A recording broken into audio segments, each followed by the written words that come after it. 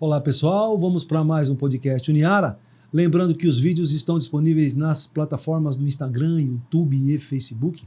Hoje o podcast Uniara recebe Gustavo Ferreira Luiz, da Associação Ferroviária, ligado à Associação Ferroviária do Esporte, da Secretaria de Cultura de Araraquara. Gustavo, um prazer enorme recebê-lo. Seja bem-vindo à Uniara, a Universidade agradece a sua presença. Obrigado, Alexandre, obrigado pelo convite. Prazer participar aqui e falar um pouquinho do trabalho nosso lá junto à Secretaria de Cultura, né? A gente embora eu fique, quem me conhece sabe que eu fico lá no Museu do Futebol, lá no estádio da Ferroviária, né? Mas a gente faz um trabalho geral na Secretaria de Cultura, com os eventos e tudo mais.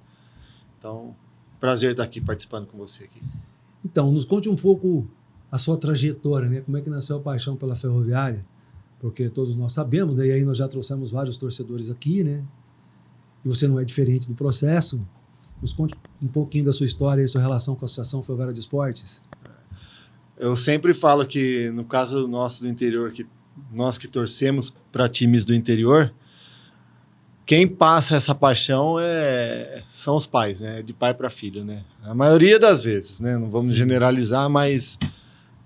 e começou com meu pai, porque se você deixar por conta da televisão, antigamente ela vendia o produto dos times grandes, né? Sim. Hoje ela vende o produto dos times da Europa. Sim.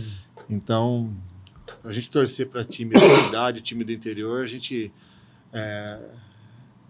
de pai para filho, e comigo não foi diferente. Meu pai sempre foi torcedor da Ferroviária. Eu, pequenininho ainda, tinha vontade de ir para o estádio com ele não me levava porque eu era muito pequeno. E até que eu me lembro a primeira vez, o primeiro jogo que eu fui foi um Ferroviária e Marília, em 84. Perdeu de 1-0 do Marília, em novembro de 84. E a partir dali, independente do que veio acontecer com a Ferroviária ao longo de toda essa trajetória, a gente é picado por esse bichinho, né, chamado paixão clubística, né? E no caso, a Ferroviária, nunca deixei de ser torcedor. Meu pai continua me levando durante toda a minha infância. Depois eu fui crescendo, aí eu comecei com os amigos. Meu pai acabou falecendo em 2017, mas a paixão ficou. E hoje eu passo para o meu filho também, afiando também. Hoje ele vai fazer 15 anos agora em dezembro, e afiando também. Então essa paixão, ela é de pai para filho mesmo. E todos os torcedores que passaram aqui, nós já falamos, como eu já disse, né? Tem uma história ligada às torcidas da Ferroviária. Você também fez parte de alguma torcida da Ferroviária? Porque era muito comum naquele anos 80, você tinha Coração Grená, você tinha Boca do Lixo, famosa Boca do Lixo, né? Enfim, a Locomotiva. Você chegou a fazer parte de algum grupo de torcedores assim? Não, efetivamente, como fazer parte da torcida, como um associado da torcida, assim, não, nunca fiz. Mas eu tenho amizade com todo esse pessoal. Eu lembro que quando eu comecei no estádio, tinha a torcida do Pitita. Do Piti, grande Piti. Ele tomava conta do Municipal aqui antigamente. Exato.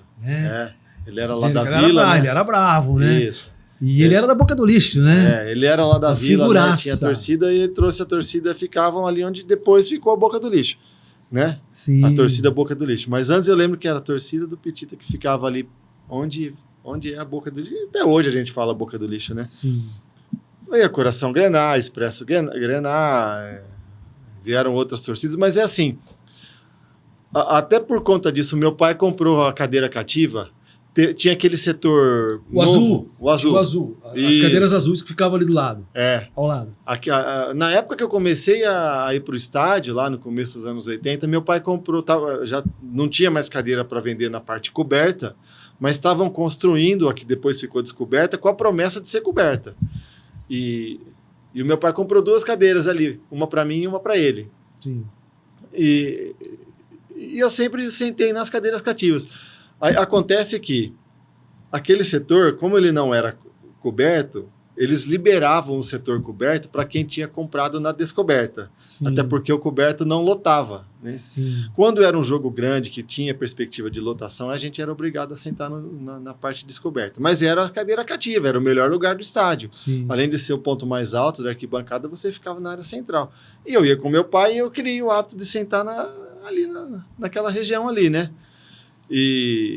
Mas mexeu, a gente viajava meu pai já não estava mais viajando para fora para ver jogos da Ferroviária. E quem organizava as excursões eram as torcidas organizadas. Então, quando era para fora, eu viajava com o pessoal e eu criei um ciclo de amizade com todo aquele pessoal das torcidas. e que a gente tem até hoje. É curioso que o estádio foi reformado e a gente cria o hábito de sentar no mesmo lugar, né? O estádio hoje cabe 21 mil pessoas. Qualquer lugar que você sentar, você está no alto, você está protegido da chuva, e ver o do estádio, sol. ver o jogo de forma confortável. Exato. E a gente continua sentando no mesmo lugar, né? No mesmo ponto que eu sentava quando não era reformado até hoje. Mas como eu falei, eu sempre tive muita ligação, muita amizade. O 25, que é um torcedor símbolo da Ferroviária, né? Esteve aqui. O 25, uma figuraça. Uma figuraça. 25, uma figuraça. Ele até chorou aqui, pô. Não foi, Fábio? Mas fazer o 25 chorar também não é nenhuma difícil, missão né? impossível. Vamos combinar, né? Ele não tem ido nos jogos ultimamente, né? Eu pego no pé dele. 25, você precisa voltar aí e tal. Ele tá cansado, entende? Ele sofreu muito, a Ferroviária judiou muito dele, né? Sim. Mas ele vai voltar aí pro estádio tudo. Uhum. Mas você falou muito de viagem, você falou das viagens. Você viajava com os caras, e como é que era viajar com essas torcidas aí, cara? Que devia ser uma loucura isso. Não, eu falei, eu já vi. Viajar para assistir Palmeiras, Corinthians, São Paulo é uma situação. Você vai viajar para ser Ferroviária. Em Ibaté, jogando por exemplo, aqui, né? Não, aí, assim, né? Como eu falei, quando eu era menor, meu pai nem deixava eu viajar com os caras, né? Mas eu viajei algumas vezes com meu pai, de carro. Meu tio era torcedor também, né? Meu primo. Então a gente ia de carro, ia só nós, porque tinha esse medo de viajar com as torcidas. A torcida que viajava para ver o jogo fora eram as organizadas. E as organizadas, antes era muito mais perigoso do que hoje, porque hoje tem todo um aparato de segurança e tal. Então era complicado você viajar com torcida organizada. A primeira vez que eu fui, meu pai até ficou, mas você vai e tal. Eu falei, não, eu já tenho já conheço o esquema, né? E nunca tive, assim, um problema de apanhar ou de bater, até porque eu nunca fui de briga, nada, mas eu presenciei muita coisa, pedra voando, lá em Catanduva, em 93, acabou o jogo e a torcida do Catanduvense começou a tacar pedra no lugar que a gente estava lá, a gente estava saindo do estádio, teve que voltar para o estádio. Eu me lembro de um jogo em 95, lá em Rio Preto, contra o América, antigo estádio... Dois times da mesma linha férrea, né? Fundados pelo mesmo fundador, que é o Antônio Tavares Pereira Lima. Isso.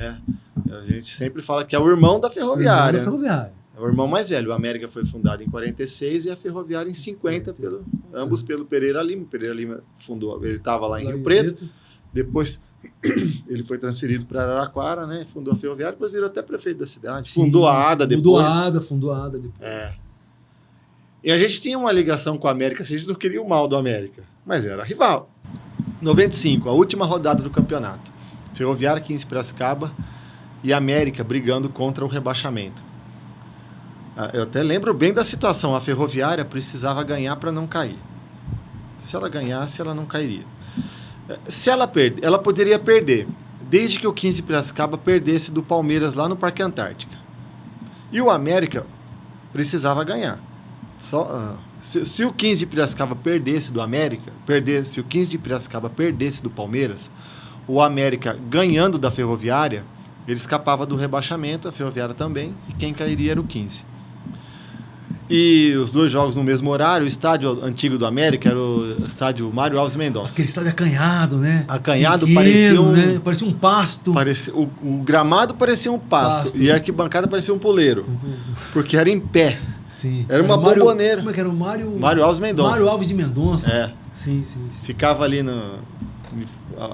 atrás do gol do fundo tinha o cemitério central, como se fosse o cemitério São Bento, nosso, que era quase. Eu não sei o nome daquele cemitério, mas atrás ali ficava o cemitério. Se o cara chutasse forte, a bola passasse por cima das placas de propaganda, porque não tinha arquibancada atrás do gol. Sim. Tinha a placa de propaganda. Se passasse por cima, caía no cemitério.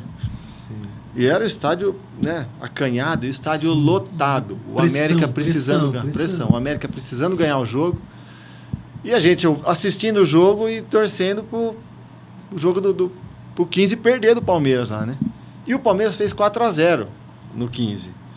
Quando foi lá por volta de 35, 40 do segundo tempo, eu falei, bom, 4-0 pro Palmeiras, a Ferroviária pode perder, porque o 15 não vai empatar o jogo lá. A Ferroviária pode perder, a gente estava até tranquilo com relação ao rebaixamento, né? Porém, o América precisava ganhar. O empate estava rebaixando o América. A gente começou a torcer para o América fazer o gol, porque eu falei assim, se a gente empatar o jogo aqui e o América cair, sabe-se lá o que vai acontecer na saída do estádio. Sim. Até que um cara do América, lateral direito, chamado Adnan, ele cobrou uma falta de longe, a bola foi rasteira. Não vou dizer que o goleiro deixou entrar, porque ninguém quer perder, né? Mas a hora que aquela bola entrou, pegou na trave e entrou ali. A torcida do América comemorou como se fosse um título, né? Sim. E a gente, de certa forma, comemorou como, pô, estamos salvos. Vamos sair daqui os dois festejando e o 15 vai para a segunda divisão. Eu lembro... Então, essa é uma viagem que marcou bastante, assim, sabe? Mas teve outras, tal. Sim, né? sim, claro. Esse episódio que eu estou contando, muita gente que está ouvindo a gente vai lembrar que tinha muita gente aquele dia lá. Sim, imagino. E depois você passa de torcedor a ter uma relação mais assertiva assim, com a Ferroviária, né? Me parece que você navegou um pouco entre diretoria da Ferroviária. Não, isso não. Não. Diretoria não. Mas você tinha uma relação... Porque assim... de forma mais específica, como é que você foi parar no Museu da Ferroviária? Como é que você foi trabalhar lá? A gente tem uma relação muito boa com a Ferroviária, desde a fundação do museu. Acho que talvez por isso as pessoas se confundam. Quando foi fundado o museu? O museu foi dia 10 de março de 2010. Ah, então ele é relativamente recente. É recente. É relativamente recente. Muita gente confunde, acha que eu tenho uma ligação com a Ferroviária, o Gustavo lá da Ferroviária, o Museu da Ferroviária, quando na verdade não é. O museu ele é da Secretaria Municipal de Cultura. Ah, então vamos entender aqui o processo. Isso. Então o museu é da Secretaria Municipal de Cultura, não é da Associação Ferroviária de Esportes. Não é. A responsabilidade do museu é da Prefeitura, Exatamente. Através da Secretaria de Cultura. Isso Exatamente. precisa ficar claro aqui. A gente não tem nenhuma ligação com a Ferroviária, a não ser parceria. Que vocês têm a sede dentro lá do estádio. O estádio também não é mais da Ferroviária. Não é mais da Ferroviária. O que aconteceu foi assim, Alexandre, em 2009, em 2003 a Ferroviária perdeu todo aquele patrimônio, né? Sim. Passou para a prefeitura, assumiu todo o patrimônio, assumiu a dívida, teve toda aquela negociação e a Ferroviária se tornou uma SA na época, um clube de 11 camisas e mais nada, e toda aquela área do clube da Ferroviária, o antigo clube da Ferroviária, passou para a prefeitura. Em 2009, começou a reforma de modernização do estádio. Sim. A reforma começou em junho de 2009, em junho de 2008, e terminou, foi reinaugurado em outubro de 2009. Já do jeito que a gente conhece hoje. Nesse processo, a prefeitura, na época, falou, bom, então vamos criar um museu do esporte lá. O estádio está sendo modernizado. Na época, o coordenador de patrimônio histórico era o Domingos Carniceca. Sim, o antigo Carniceca vereador. Neto. Isso, Ele que teve a ideia de fazer o museu lá, né? Eu trabalhava na prefeitura, no primeiro andar ali, na antiga... Você é funcionário público? Funcionário público, da prefeitura. Você é funcionário da prefeitura? Exato. Ah, entendi. Tá. Desde 2003. Tá. Então, eu trabalhava na prefeitura. E ali no primeiro andar onde eu trabalhava, na parte de fiscalização tributária, o Carniceca trabalhava ali. E foi ali que eu conheci ele. Em 2009, ele vai para a Secretaria de Cultura, tem a ideia de fazer o museu. E como eu conheci ele ali, ele sabia da minha ligação com a Ferroviária, com o esporte, que eu sempre gostei, não só da Ferroviária, mas sempre gostei de história. Sim. História do esporte, história em geral, mas principalmente do esporte. Sim. Ele falou, você é um cara legal para ir para lá, quero fazer o museu lá, você conhece o assunto e tal, a gente vai precisar digitalizar muitas fotos, vai precisar preparar o acervo, eu gostaria que você fosse... Ele me convidou. Para que ele fez isso? Aí eu comecei a pegar no pé dele, não esquece de mim, porque eu falei, pô, é uma chance de ouro, eu vou trabalhar com o que eu gosto, vou trabalhar, né? E aí a gente foi, eu saí da Secretaria de Finanças, fui para a Secretaria de Cultura, fui lá para o museu, lá eu comecei a trabalhar internamente, ali separando o acervo, o estádio em obras, tratores e maquinários e pessoal todo trabalhando em cima de mim ali na... E você mexendo com a documentação lá. E eu mexendo. E qual era esse acervo? Do Pascoal da Rocha, Pascoal Gonçalves da Rocha, que ele tinha a sala dele lá na casa dele, né? Aquela sala foi desfeita, todo o acervo dele foi levado lá para aquela sala onde hoje está o museu, um acervo de fotos gigantesco. E ali eu comecei, tinha uma mesinha velha ali, um computador e um scanner, e eu fui digitalizando, e ao mesmo tempo que eu digitalizava, e aquela barulheira de obra em cima de mim, em cima da arquibancada lá fora, tudo, e ali eu fiquei... Então vamos lá, deixa eu recapitular aqui então. Então quer dizer que a história da Associação Ferroviária de Esporte se confunde um pouco com o Pascoal da Rocha, porque na verdade é ele que vai, então... registrar os momentos mais históricos da Associação Ferroviária de Esportes. Se confundiu, pelo que você está me dizendo, é um pouco isso. Então a história da Ferroviária se confunde um pouco com a história dele. Sim, o Pascoal... Então se eu falar que, entre aspas, a história da Ferroviária construída de forma documental, é um pouco a história dele. Olha, uma parte... muito grande, muito, sei lá, 80%, não, quase 100% do acervo de fotos. Histórico é dele. Do acervo de fotos é graças ao Pascoal, porque foi assim, o Pascoal tinha a sala de reminiscências esportivas lá na casa dele. Sim. Ali na Vila Xavier. Sim. E eu posso até errar o ano, mas se não me engano, em 1980, ele achou umas fotos lá na antiga sede da Ferroviária, ali na Avenida Duque de Caxias. Sim. Entre a 3 e 4. Sei. Ele achou umas fotos ali que estavam prestes a ser descartadas, alguma coisa assim. Não sei. Ou não estavam... Não sei se estava no lixo, ou não vou acusar. Sim. Ou se não estavam tendo o devido cuidado. E ali ele pegou aquelas fotos. Pegou para ele.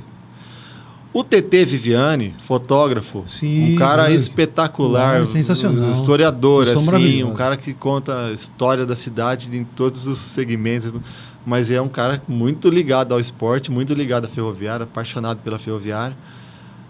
Começou também a trabalhar com o Pascoal, inclusive a fotografar coisas a partir dali, né? O TT tem um acervo monstruoso, né? Sim. O Wilson Luiz também, narrador, falecido recentemente, ele né? tem um acervo fantástico.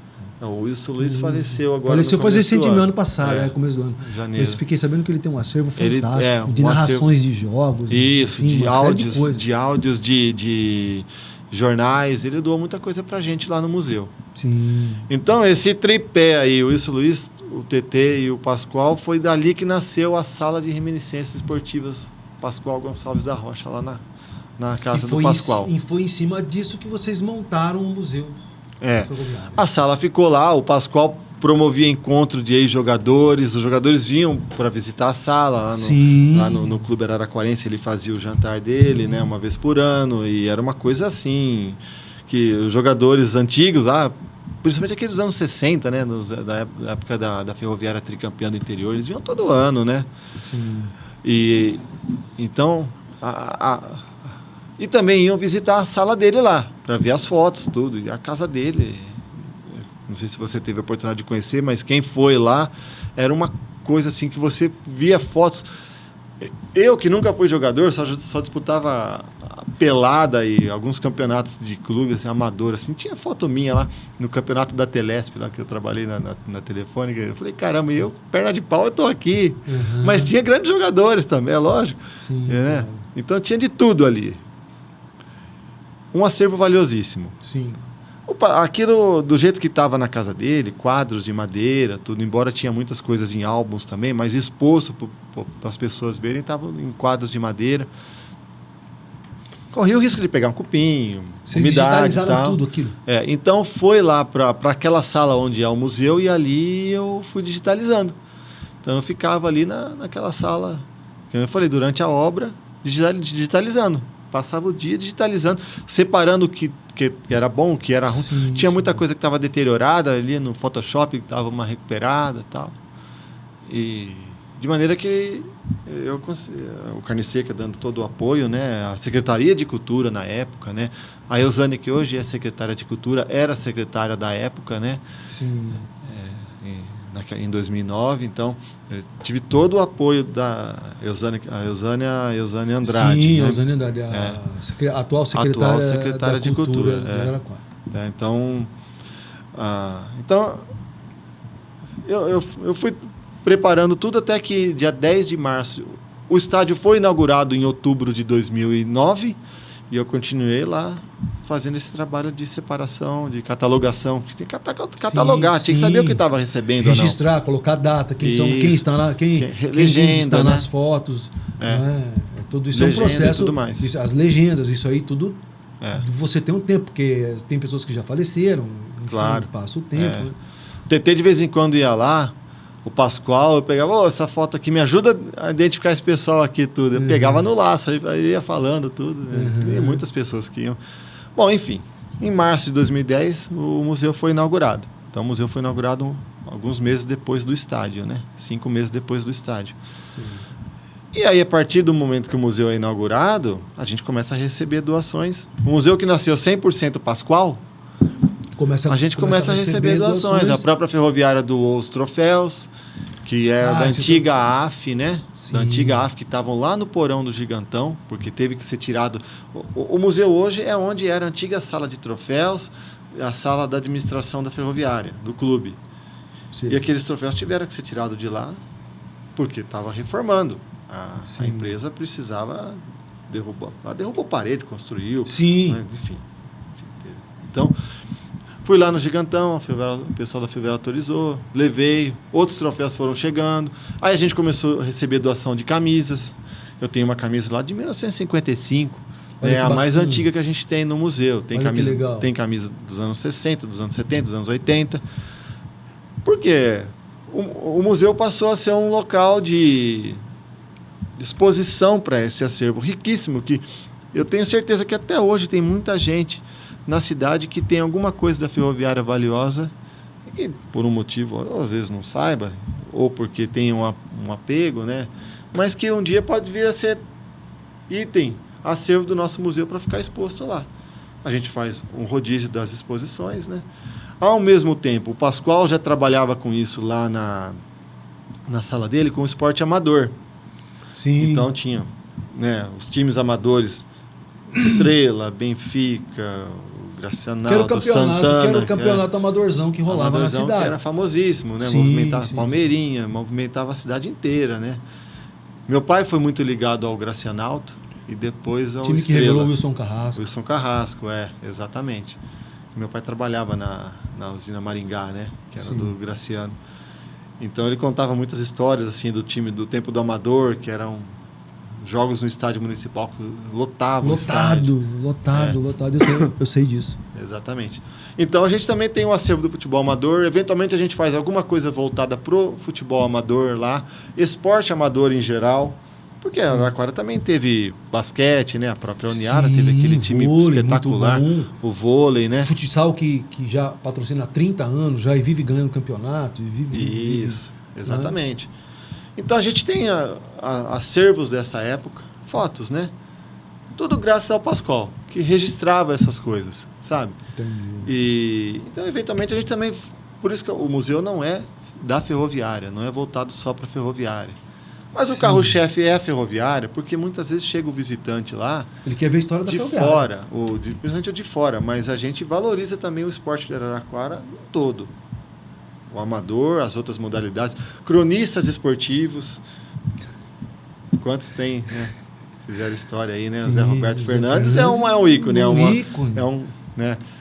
65 anos de rádio, acho que é o mais longevo no Brasil, talvez um dos mais longevos do mundo, né? Nativo aí, né? Mas nós tivemos o Wilson Luiz, tivemos o Antônio Carlos Araújo, né? Repórter, se eu ficar citando nomes, eu vou esquecer de alguém. Osnei Montanari. Wagner Bellini. Poxa, Wagner Bellini, né? É um monstro do rádio da Araraquara. Exatamente. Né? Antônio Carlos Rodrigues dos Santos. Vocês têm alguma coisa relacionada à ADA ali no museu? Tem também.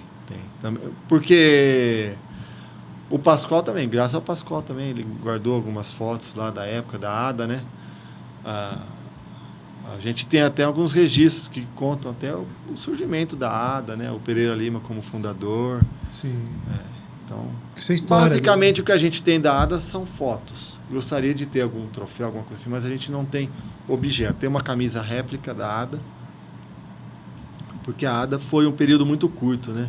Infelizmente, não sei qual seria o rumo da ferroviária se a ADA tivesse caminhado paralelamente, né?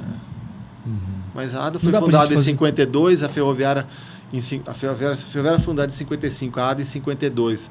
Eu acho que quando a Ferroviária sobe para a primeira divisão, a Ferroviária fundada em 50, a ADA em 52. Em 55, a Ferroviária sobe para a primeira divisão. O campeonato começou em 55 e terminou em 56. E a Ferroviária era um time rico, né? Sim, dos ferroviários, né? Era um tinha time, dinheiro para tinha, bancar. tinha ali o dinheiro da estrada de ferro Araraquara. E a ADA era o time da cidade, né? Em geral. Ela não tinha todo esse aporte financeiro. E a Ferroviária chega na primeira divisão e começa a jogar de igual para igual com os grandes. Eu acho que a ADA perdeu um pouco do espaço ali. Sim.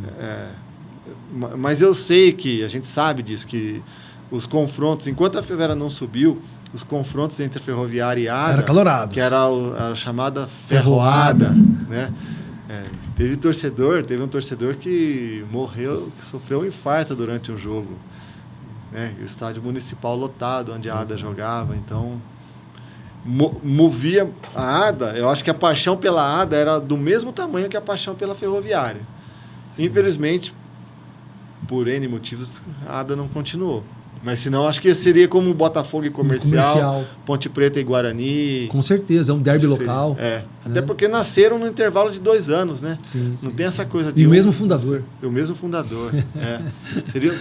Eu tenho uma dúvida que a gente vai carregar para sempre. Como seria hoje a Araraquara se a ADA estivesse aí? Mas antigamente pessoas falavam que a cidade não comportava 2 times. Existia muita conversa desse tipo em várias cidades da região, principalmente com cidade do interior, onde já se viu 2 times rivalizar na cidade. Tinha muito desses comentários, lógico que são só falácias, mas são os comentários que existiam nesse período. Como eu falei, a gente não sabe o rumo que isso teria tomado, né? Mas, por exemplo, Ribeirão. O Comercial e o Botafogo. A rivalidade respira os 2 times, né? Hoje Ribeirão é muito maior que Araraquara, mas antigamente não, Araraquara era até maior que Ribeirão. Uhum. E os times, os 2 já são centenários lá, né? Sim. E olha a rivalidade que tem lá o Come Fogo lá, né? Olha o Guarani e Guarani Ponte, Campinas é uma cidade maior, né? Sim. Então, mas também é uma rivalidade. Também times... A Ponte Preta é a mais antiga do Brasil. Sim. O Guarani, eu não me lembro o ano de fundação dele, mas é muito antigo também, né? Mais antigo que a Ferroviária. Rio Preto mesmo. Dos anos 20, eu acho que é o Guarani. Exato. Por aí. Rio Preto mesmo teve o América. E tem até hoje. E tem o Rio Preto. E tem o Rio Preto. Né? A rivalidade ali ficou meio assim, porque os 2 times em baixa e tal, mas sempre tem. O surgimento do América era mais assim, fundado pelos ferroviários, mas era um time mais popular, enquanto que o Rio Preto é um time de origem mais elite. Mais elitizado. Por causa do clube. Por causa do clube. Exatamente. Tinha clube. Era mais elitizado, mas mesmo... E o América, nessa popular, assim, ele figurou mais tempo na primeira divisão. O Rio Preto acho que foi 1 ou 2 anos. Sim. Né? E agora, recentemente, o Rio Preto. E o Rio Preto... Mas eles têm uma rivalidade entre eles lá. Eles tiveram Talvez fosse... sempre divisões diferentes, mas sempre tiveram essa rivalidade. Araraquara seria a mesma coisa, com a ADA e a Ferroviária juntos. Mas eu, Gustavo, me diga uma coisa. E a relação... Porque assim, a gente fala muito aqui assim, né? Porque, por exemplo, a gente já discutiu muito isso aqui. Você vai no jogo da Ferroviária hoje, por mais que o jogo seja importante... Tem 500, 600 pessoas num estádio que comporta 21 mil, como você disse. Né? E passa muito por uma questão de identidade do araraquarense com a Ferroviária, que me parece que se perdeu aí no tempo e no espaço. Né? Por que você acha isso? Por que você acha que hoje, por exemplo, a Ferroviária, por exemplo, disputando Série B, por exemplo, não consegue colocar 10 mil pessoas no estádio? Você acha que existe uma falta de identidade entre a população e o time da Ferroviária? Ou o que você acha que ocorre? E de que forma o Museu da Ferroviária pode ajudar a diminuir essa distância entre torcida e time de futebol? Porque me parece que hoje existe uma dissociação. A Ferroviária está de um lado e a torcida, a população está de outro. Quem está de fora vê mais ou menos assim. Como é que você acha que o museu poderia trabalhar nesse sentido? A gente lá no museu, a gente vem, entre aspas, a gente vende o produto Ferroviária e vende por amor à camisa mesmo, por amor ao esporte, que afinal de contas a Ferroviária hoje é o único time profissional de Araraquara. Sim. Se tivesse dois leva times... o nome de Araraquara. E o museu, até por ele ser público, municipal, da prefeitura, se Araraquara tivesse 2 times de futebol, o museu seria dividido em duas partes iguais, independente da divisão que o time está. Sim. Né? Se tivesse 3, seria dividido por 3, e assim, sim, claro. Né? Obviamente. Cada um com seu espaço. Exatamente. Cada um com a sua história. A Ferroviária é o único time da cidade, profissional, de futebol, e a gente vende. E a gente tem um programa de visitação lá no museu muito legal. Esse programa tem em todos os museus da cidade. Né? A gente tem o MIS, Museu da Imagem e do Som, o Museu Histórico e Pedagógico Voluntários da Pátria, na Praça Petoledo, o Museu de Arqueologia e Paleontologia, na Rua 5, esquina com a Avenida Portugal, e o Museu Ferroviário na Estação Ferroviária. Sim.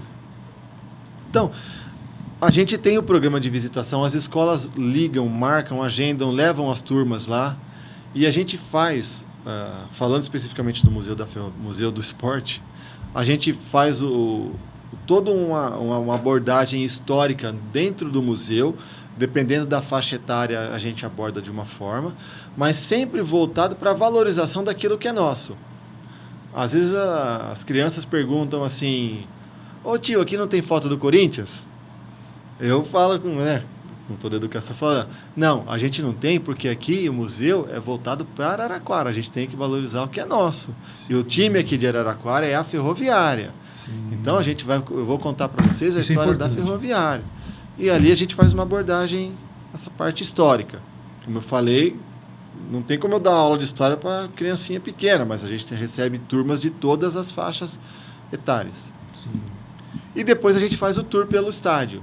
E esse tour, a gente sai por baixo da arquibancada, entra por trás lá, entra no vestiário, vai na sala de entrevista, na sala de imprensa, depois o vestiário, entra no túnel. O túnel é todo estilizado ali, todo granai branco, banners, fotos dos jogadores, aí cria aquela emoção, aquela sensação do jogador. Entra no gramado, a gente contorna o gramado, sobe na arquibancada. Então, a garotada pira, porque eles fazem, mesmo os que já foram nos jogos, eles fazem um caminho, eles fazem um caminho que normalmente no jogo você não faz. Você chegar na beira, não pode pisar na grama, porque a grama é o tempo todo trabalhada, né? Sim. Mas é feito um roteiro. A ideia, e eu sinto que isso acontece, muita gente sai de lá como: ô tio, eu vou pedir pro meu pai me trazer no jogo. Então. Legal, eu vou. Então eu acho que isso aí. Você tenta criar um vínculo afetivo, né, entre o torcedor e o time de futebol, né? Então a gente faz isso constantemente.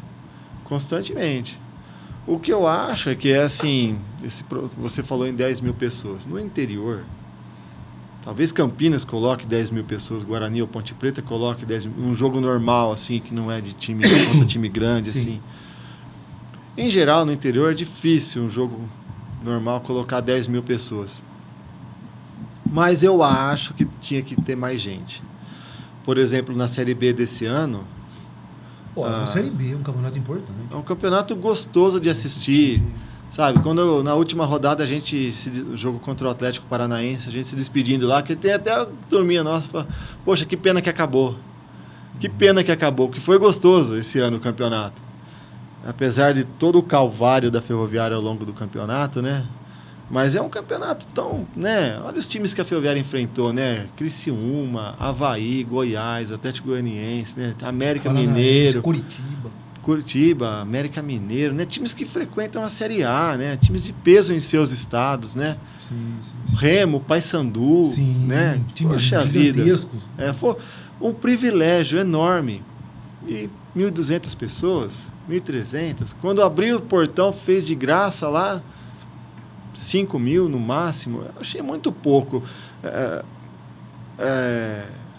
Mas eu acho que em Itu, quando o Ituano estava na Série B, acontecia a mesma coisa. O São Bento, quando jogou a Série B agora, até 3, 4 anos atrás, sim. era a mesma coisa, era o mesmo problema. Então, eu acho que isso aí é quem trabalha com marketing, né, esportivo nos clubes do interior, eu acho que eles têm que começar a atacar em outras frentes, assim, você trazer o torcedor para o estádio para oferecer outras coisas além do futebol. Para ver se as pessoas criam o hábito. Porque eu vou para o estádio, eu tenho o hábito de ir para o estádio desde criança. Meu pai me deu esse hábito, eu estou dando esse hábito para o meu filho. Sim. Você cria um ciclo de amizades ali. Tanto que eu falei que a gente senta sempre no mesmo lugar, não é só por causa do local para assistir o jogo. É porque você chega um pouco antes, você faz aquela resenha. Você tem vínculo afetivo, vínculo social. Social, Você encontra os amigos, você fala, domingo que vem eu vou no jogo, eu tenho que conversar com o fulano lá, eu converso com ele. Eu aproveito e já pergunto por ele isso que eu tenho que... Você vira um evento, além do esportivo, um evento social. É o hábito que você tem. Então, eu acho que isso tinha que ser trabalhado, se criar o hábito. Para você criar o hábito, você tem que fazer outras coisas no estádio de futebol, além do futebol. Você não pode ficar preso só ao futebol. Então, mas aí assim, você vai entrar num ponto que... mas isso não é uma responsabilidade só da Secretaria Municipal de Cultura. Não, de maneira alguma. Isso tem que ser uma responsabilidade vinculada com uma instituição. Claro. Como a Ferroviária, por exemplo. Né? A Secretaria... Aí, assim, longe aqui de fazer crítica a alguém, longe de estabelecer isso. Né? Ninguém aqui... Né? Mas assim, o papel da Ferroviária como instituição tem que ser fundamental nesse processo. Claro, sem dúvida. Né? Sem dúvida. Aí tudo bem, o time virou uma SAF, hoje é uma instituição diferenciada do que era antigamente, né? Mas ela tem sua responsabilidade. Sem dúvida, sem dúvida. Tudo bem, a Secretaria de Cultura tem a missão de desenvolver a cultura local, de falar, enfim. Tal, né? Mas a Ferroviária se engajar num processo como isso, até porque também, né, isso vai gerar um dividendo social para a Ferroviária significativo, né, dentro do contexto geral. Sem dúvida. Não, a Secretaria Municipal de Cultura não tem obrigação, dever nenhuma, aliás, de levar o torcedor para o estádio. Sim, né? Até porque a Ferroviária é uma particular. A gente tem a obrigação, a gente que eu falo como Secretaria Municipal de Cultura, como responsável pelos museus. É porque o desenvolvimento da Ferroviária é importante para o desenvolvimento cultural do município. Mas é valorizar a história da cidade. Sim. Quando se fala em Museu do Esporte, a gente valoriza a história do esporte em Araraquara. Quando se fala em Museu de Arqueologia e Paleontologia, é toda a ligação que Araraquara tem com essa parte arqueológica, o sítio paleontológico que foi descoberto aqui em Araraquara no passado. O Museu Ferroviário vai retratar toda a ligação tão bonita que a Ferroviária que a Araraquara tem com a ferrovia. E com o futebol, né? Que paralelamente... Exatamente. No futebol. A ferrovia passa pelo futebol Araraquara inevitavelmente. Não tem jeito, inevitavelmente. O Museu Histórico e Pedagógico é o museu mãe de todos os museus. Ele tem tem um caráter eclético, um caráter também cultural, histórico, mas a gente essa é a nossa função. Eu trabalho para a Subsecretaria de Patrimônio Histórico, então a gente trabalha com patrimônio. Posto isso, quando você fala em público no estádio, eu acho que a presença de um museu no estádio é fundamental. Não tem sentido a gente ter o estádio de futebol mais bonito do interior. Eu falo porque eu conheço o estádio no interior. A gente sabe como é que é. Tem estádios muito bonitos por aí, tudo. Sim. Mas o estádio da Fonte Luminosa, até o nome é bonito, Fonte Luminosa. Até o nome é diferenciado no contexto geral. Normalmente se pega o sobrenome do patrono ali do estádio e põe nomentativo, né? Porque hoje o estádio se chama Olivério Bazani Filho. Mas não chama Bazan, não. Né? O estádio chama Estádio da Fonte Luminosa. Estádio da Fonte Luminosa, exatamente. Então, poxa, é um ponto turístico. O Museu do Futebol e Esporte de Araraquara está num ponto turístico da cidade. Sim. Então... A partir daí, eu acho que a gente faz a nossa parte como museu. A Ferroviária, eles até... Tem boa vontade? Tem. Eu acho que esse ano abriram os portões, fizeram jogos gratuitos, 3 jogos gratuitos. Eu acho que foi com o intuito de trazer... Você tem que valorizar o sócio-torcedor. Você não pode fazer todos os jogos gratuitos também, porque senão o cara vai falar, eu não vou pagar o sócio-torcedor. Né? Mas eu acho que foi com o intuito de trazer o torcedor para o estádio e mostrar, isso aqui é legal. Quando você vai para um jogo de futebol, para qualquer evento esportivo, você pode sair de lá feliz da vida ou pé da vida. Sim. Então, o esporte é isso, né? Se eu sair de casa para jogar bola, Você pode ganhar, eu perder posso ou ganhar. empatar. Exato. São 3 É resultados. diferente de eu sair de casa para ir no cinema, num teatro, que muito provavelmente eu vou gostar do que eu vou ver. Sim. E num restaurante, muito provavelmente eu vou gostar do que eu vou comer. No evento esportivo, não. Você está ali no fio da navalha, entre a alegria e a tristeza, né? Mas você mostrar para a população assim, ó, é legal vir para o estádio. Vai ganhar, vai perder, vai jogar bem, vai jogar mal, o cara vai acertar, vai errar. Mas é legal vir para o estádio. Então, eu acho que foi uma iniciativa válida. 2026, a gente vai jogar o Campeonato Brasileiro de novo. Eu acho que torço, e o museu está aberto a isso, a Ferroviária também está, mas eu torço para que sejam feitas novas ações, diferentes das que foram feitas. Não estou criticando o que eles fizeram, mas para poder trazer mais gente para o estádio. Independente de a Ferroviária subir ou cair. Criciúma, por exemplo, é uma cidade do mesmo porte de Araraquara. Sim. Eles colocam 20 mil pessoas no estádio lá de torcedores do Criciúma. Então, se eles... A Chapecoense também. A Chapecó fica no oeste de Santa Catarina, Sim, fica distante... pequena. Mas fica distante de Florianópolis, onde estão Os grandes Avaí e centros. Figueirense, né? E o próprio Criciúma também, né? Fica meio próximo ali. Então, e a Chapecoense coloca 10 mil pessoas num jogo normal. A Ferroviária, para colocar 10 mil pessoas, só se ela chegar numa final, num jogo... Então, eu acho Então isso passa muito... Eu vou te fazer uma pergunta assim, né? Você acha que o jovem de Araraquara conhece a história da Ferroviária?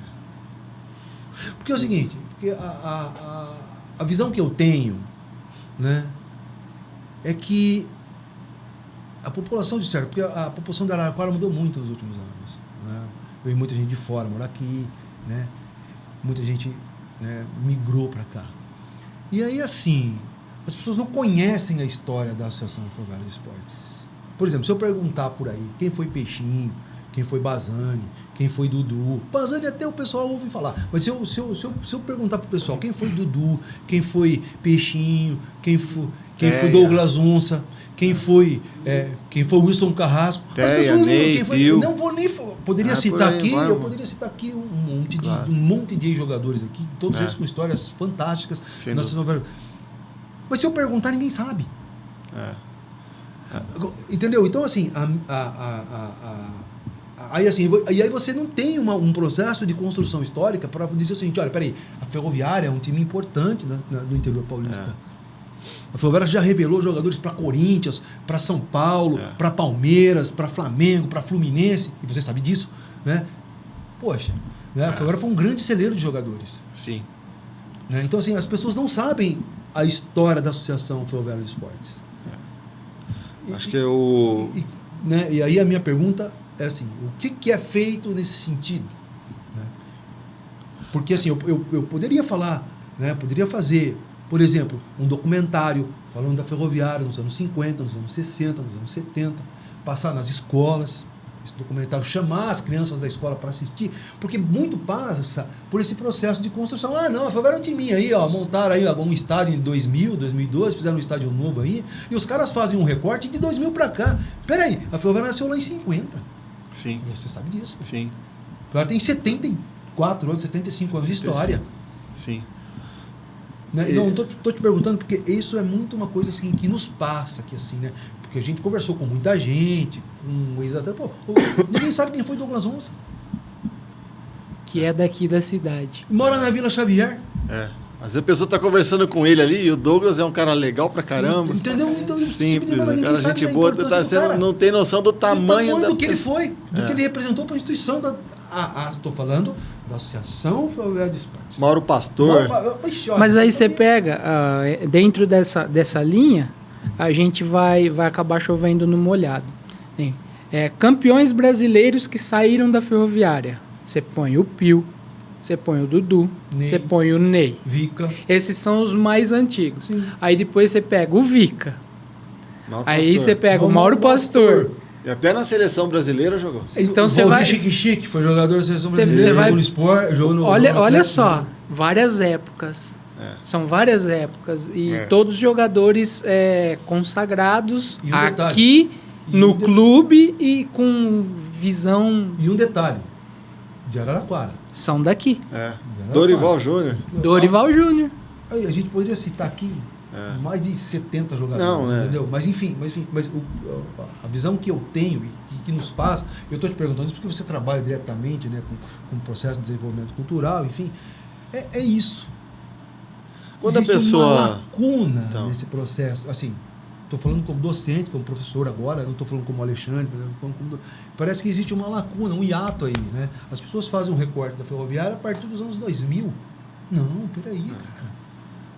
Nós conversamos com o seu Tino lá em Rio Preto, o primeiro goleiro da associação. Você sabe disso, nós fomos lá conversar com ele. Primeiro goleiro da Ferroviária.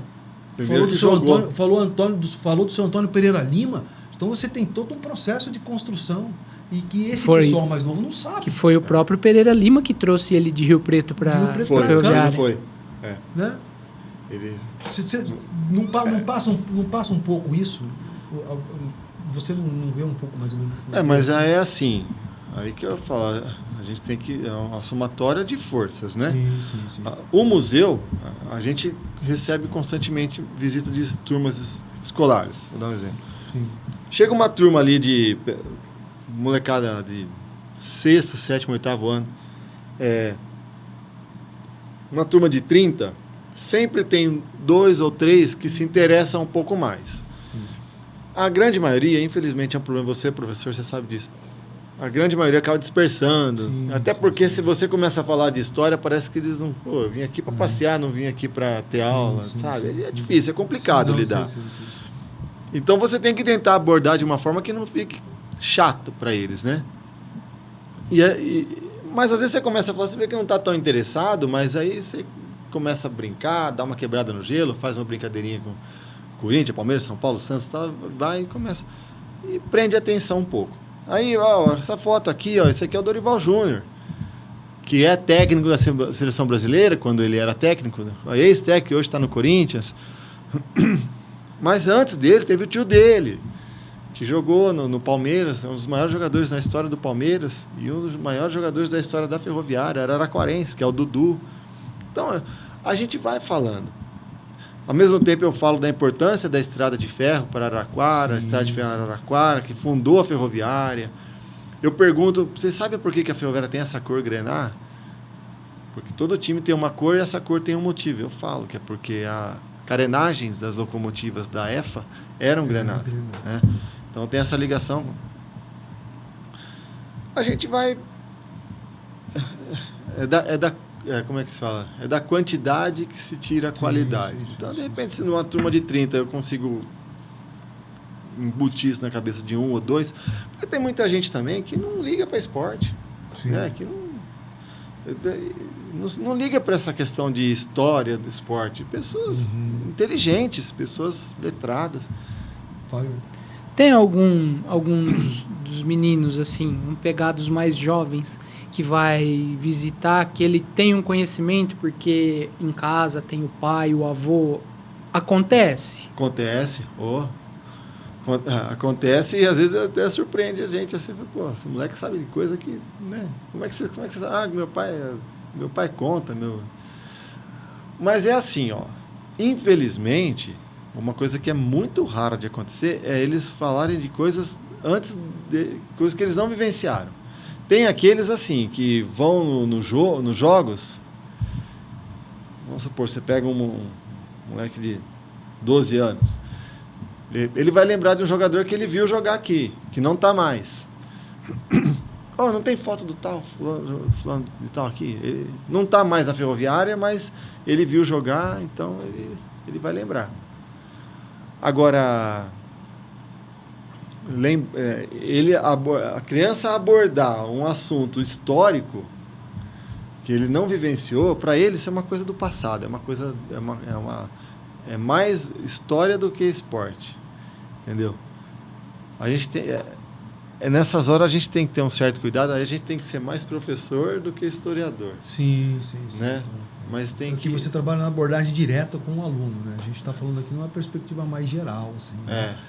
A visão, então, porque você consegue fidelizar o sujeito no clube a partir do momento que ele entende a sua importância no contexto social e histórico. Porque senão fica uma coisa assim fugaz, né? Ah, agora hoje disputa a Série C. Ah, Série C? Ah, Série C eu não vou ver não, só tem time ruim. Então, e aí não entende isso. O cara, então, não entende que o futebol é um processo de construção. Hoje você está na Série C, mas amanhã você pode estar na Série A. Claro. Para você chegar na Série A, você tem todo um processo a ser desenvolvido. Né? Fora o que já... Aí é que tá, já disputou a Série A. Já disputou a Série A. Desbancou grandes clubes da Série A. É aí que é... Um único ano, né? Em 83. Exatamente. Mas disputou. Mas disputou. Né? Mas uma coisa que eu falo sempre é assim. Lembra lá final dos anos 90, começo dos anos 2000? A Ferroviária estava falida. Sim. Né? Falida mesmo. A perspectiva era... Acabar o time. Era acabar. E foram rebaixamentos seguidos no Campeonato Paulista, até que ela chegou na última divisão, né? Que é a Série B, né? Quarta divisão. Tinha a 1, a 2, a 3 e a B. Ela chegou lá na B. Quando ela chegou pela primeira vez na B, tinha B1 e B2. Sim. Só que elas foram unificadas em uma única divisão, que era a B. Para sorte dela. Então, a sorte ou o azar, porque ela ficou na última divisão, né? Sim. Ela jogou a gente chama de Bzinha, né? Sim. Ela jogou a Bzinha em 2001 e depois em 2004. 2001 ela subiu em 2001, aí 2002 e 2003 ela jogou a 3 de novo, tornou-se rebaixada em 2003 e jogou a Bzinha em 2004. Aquele rebaixamento de 2003 era sem perspectiva nenhuma de jogar campeonato no ano seguinte. Vai parar, isso aqui vai virar prédio, condomínio, sei lá o quê, né? E aí teve todo aquele movimento da prefeitura para poder municipalizar. Bom, foi o fundo do poço. E a gente que é torcedor, eu lembro que eu ouvi os jogos da Ferroviária pelo rádio, ou então quando ela jogava fora, ou ia para o estádio quando ela jogava em casa, e quantas pessoas falavam, mas você vai no jogo da Ferroviária, a Ferroviária não vira mais nada, a Ferroviária acabou, a Ferroviária não vai, e de fato a gente ia pelo prazer e pelo hábito de estar no estádio, porque você não tinha perspectiva. A Ferroviária não vai, tá. Aí a Ferroviária passou por todo esse processo de reestruturação, teve a parceria com o Atlético Paranaense, que durou 10 anos, foi subindo de divisão, virou SA, depois virou SAF. Antes de virar SAF, ela foi subindo, chegou na Série A1. Em 2020, ela caiu, infelizmente, em 2023 ela caiu para 2, mas ao mesmo tempo ela subiu para a Série C do Brasileiro em 23, que é um vestibular para você entrar no calendário nacional. Você passou a ter calendário nacional, que é o sonho de qualquer time do Brasil. Sim. Todo time do Brasil quer ter um calendário nacional. Tem. Né? Quem tem calendário nacional? Quem joga séries A, B e C do Brasileiro. Sim. Os 60, 20 de cada divisão. Quem joga AD não tem, porque você joga AD, você não sabe se vai subir no ano seguinte. Se você subir, você tem. Se você não subir, você perde a vaga para o ano seguinte. Então, AD não é garantido. Poxa, então a gente tem um calendário nacional, a gente chegou a jogar a Série A1, caiu, pode ser que volte. E eu continuo ouvindo gente falar que a Ferroviária não vai. Então, o que a Ferroviária tem que fazer para você falar, agora está indo? Como time com a dimensão dela, tá tudo certo. Tá tudo certo. Tá tudo certo. Mesmo jogando a Série C do Brasileiro, tá certo. Tá tudo ok. Tá tudo ok. A gente fica triste se jogar, né, com a Ferroviária na Série C do Brasileiro. Não quer isso. Né? Porque você estava na B, você tá na B, tá ok, faz parte. A gente fica triste, não estou dizendo que tá bom, tá? Mas não é a ponto de você falar assim, a Ferroviária não vai, a Ferroviária não vira mais. Sim. A Ferroviária nunca deixou de ir. A Ferroviária sempre esteve aí, dando alegrias e tristezas. É que a tristeza marca mais do que a alegria, mas poxa... Mas você também tem que ver o contexto de dimensão. É um time pequeno, uma cidade do interior, Exato. Um investimento pequeno no futebol, e hoje o futebol é recurso, o futebol é dinheiro. Ela faz aquilo que é possível. E dentro de uma normalidade dos times do padrão dela. Do padrão dela. Acabou. Ela não tem um padrão de Corinthians, de Palmeiras, de São Paulo, de Não tem.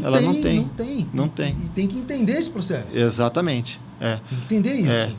Agora, você entendeu perfeitamente o que eu quis dizer. Sim, perfeitamente. Agora, muita gente não entende isso. não vê, poxa, que privilégio eu ter a Ferroviária aqui em Araraquara. Sim. Que privilégio eu ter um um campeonato estádio nacional, mesmo que seja na divisão que for, importante, independente da divisão. disputa uma divisão, tá tudo bem, tá ótimo. Porque se você não tem podemos até dizer que se você não disputa um campeonato nacional, é complicado. Sim. Porque aí você joga um campeonato estadual nos primeiros 2 meses do ano, que agora encurtou mais. Antes eram os primeiros 3, agora 2, encurtou mais ainda. Depois você tem uma Copa Paulista que dura 4 meses e que muitos times abrem mão porque financeiramente não compensa. Se você não tem um calendário nacional, quando é agosto, no máximo, acabou o ano. Acabou o ano.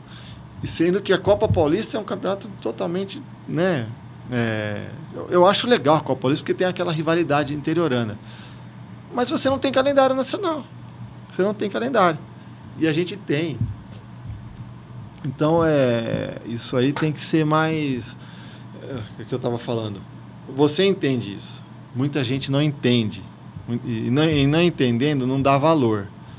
E não cria esse hábito de ir para o estádio, de torcer, de sofrer, de comemorar, de se decepcionar. Não cria esse hábito. Por mais que a gente sofra como torcedor afiano, a gente tem o hábito de sofrer. E também tem o hábito de comemorar. Claro. Você estava falando aqui em off aqui que vai haver um evento agora, né? Que a gente sabe a data que vai começar, dia 5 de dezembro, mas ele vai se estender até o mês de abril. 10 de abril. Vai até o dia 10 de abril. Até lá vai ter uma programação. Eu queria que você falasse um pouco da programação desse evento. Essa é uma parceria. Como que é o nome? Essa é uma parceria com o Museu do Futebol de São Paulo. O Museu do Futebol lá no Pacaembu, que fica ali embaixo da arquibancada, na Praça Charles Miller. Sim. A gente tem uma parceria com eles já de alguns anos. Eles trazem algumas exposições para a gente aqui. Em 2023, eles trouxeram uma exposição chamada Contra-Ataque, que foi voltada para o futebol feminino. Essa exposição foi montada no saguão da biblioteca. E agora estão trazendo uma exposição chamada Trilhos da Bola, que conta a história dos times do interior paulista fundados por ferroviários. Olha que legal. Muito legal. Uma exposição sensacional, fantástica. Um banho de história, de cultura voltada a esse segmento de futebol e ferrovia. E futebol e ferrovia sempre caminharam lá. Em Araraquara. Araraquara e outras cidades. É sinônimo dessa relação, né? E esse evento está sendo organizado pela Secretaria Municipal de Cultura. Exatamente, pela Secretaria Municipal de Cultura, uma parceria com o Museu do Futebol de São Paulo, né? Tá. A Secretaria Municipal de Cultura e Fundarte aqui. E está acontecendo no Museu Ferroviário, de 5 de dezembro até 10 de abril. E o que vai ter nessa programação? O que vocês estão planejando de longo prazo? A exposição em si está aberta ao público todos os dias de segunda a sexta, das 9 da manhã às 5 da tarde. Paralelo a isso, a gente vai estar fazendo alguns eventos aos finais de semana, até noturnos, algumas feiras, alguns encontros, algumas mesas redondas, para poder abrir o leque para que todos os públicos, todo mundo possa dar uma passadinha na estação ferroviária, que é um prédio histórico também em Araraquara, um ponto turístico da cidade. Sim. Né? E poder visitar a exposição, ao mesmo tempo poder participar desses outros eventos que a gente vai divulgando ao longo dos meses. Né? Então, nesse momento eu não tenho nenhuma programação para citar, a não ser a abertura, que acontece no dia 5 de abril, no dia 5 de dezembro, vai ter uma feira de artesanato, praça de alimentação, música ao vivo, a abertura oficial da exposição. Então, uma sexta-feira à noite, a turma faz o happy hour ali, toma sua cervejinha, inclusive, curtindo uma música sertaneja, bem legal. E, paralelo a isso, tem a exposição. Então, a gente vai fazendo um cruzamento de eventos para poder angariar. Então, ela vai se estender até o mês de abril. Até o mês de abril. Por exemplo, se uma escola quiser participar, se o pessoal quiser participar, como é que vai fazer? Como é que vocês vão organizar isso? Se alguma escola quiser agendar uma visita para fazer um tour guiado lá pela exposição, pode marcar, é só entrar em contato com a gente, eu vou passar o telefone aqui. No Museu do Esporte é o 3322-2207. Ou na Secretaria Municipal de Cultura, lá no Palacete das Rosas, 3322-2770. É só entrar em contato, agendar a visita e aí a gente já faz todo o receptivo para poder conduzir a visitação nessa viagem pelos Trilhos da Bola, que é o nome da exposição. Não sei se eu falei o nome lá no começo. Como que é o nome da exposição? Trilhos da Bola. Trilhos da Bola. Que bacana. Então, ao mesmo tempo que o visitante vai visitar a exposição, o Trilhos da Bola, né? A gente vai contar toda essa história da ligação ferrovia e futebol. Tem uma maquete lá, bem legal, bem interativo. As crianças podem ir, que elas vão interagir com o local. E também vão poder visitar o Museu Ferroviário, que é um museu lá na estação ferroviária que tem todo um acervo de objetos, de história, a linha do tempo, contando a história da ferrovia especificamente aqui em Araraquara. Que bacana. Então você faz duas coisas, você visita o Museu Ferroviário, visita a exposição Trilhos da Bola e ainda visita a estação, pode tirar foto, que é um local histórico em Araraquara. Gustavo, muito obrigado pela sua presença. A Universidade agradece demais. Foi um bate-papo incrível falando sobre a história da Ferroviária, o Museu da Associação. Muito obrigado. Obrigado, Alexandre. Prazer, viu? É bom a gente falar daquilo que a gente gosta, né? Com certeza. Eu me sinto muito à vontade. A gente se conhece há algum tempo. Você é um cara que dá essa abertura pra gente muito legal mesmo, viu? E falar de história, falar de esporte, falar de ferroviária. E é uma resenha, vira uma resenha, né? Uma resenha. Bom demais. Muito obrigado por